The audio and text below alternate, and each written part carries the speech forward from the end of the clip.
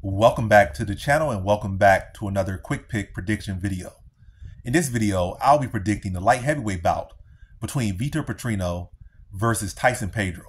And how I feel about this one right here is I'm going average confidence on Vitor Petrino to beat Tyson Pedro.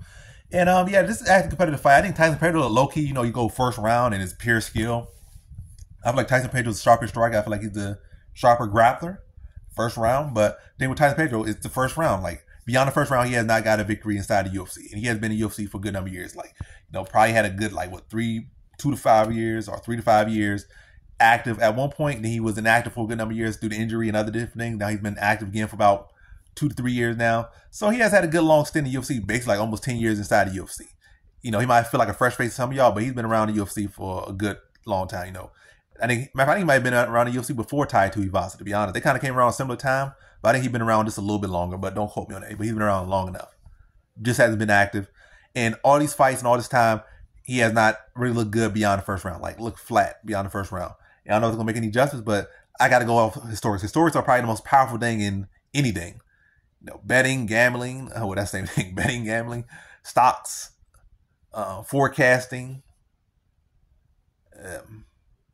career trajectory in your own life. Stats are important. It's good to, really dig into them and shift those stats or to the better if you're going to have better in the future. But if they just continue to show a trend, that trend will persist with you for life or to your career. And I feel like that's what Pedro.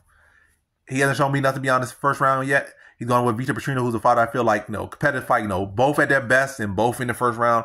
I feel like it's a competitive fight. I might lean Pedro first round, to be honest. But close enough fight. But I don't see Pedro at any point running over him. Whereas I could see Vitor Petrino run over him potentially in the first round, potentially. But definitely second and third round.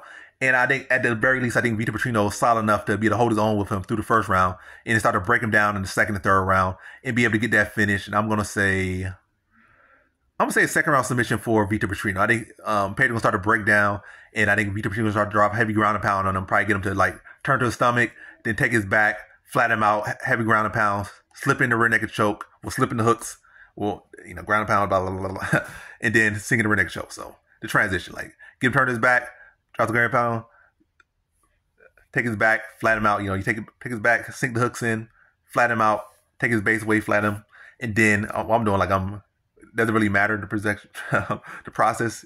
Basically, gonna get flattened out, back taken, flattened out, ground and pound. But hey, I just feel the need to say the sequence. Then choked out. So yeah, belly down, rear naked choke for Vitor Petrino. And really just kind of Tyson Pedro just fading, gassing, and breaking down to the pressure and power of, and also the top control, the heavy top control from Vitor Petrino. So in this one, I got Vitor Petrino via second round submission.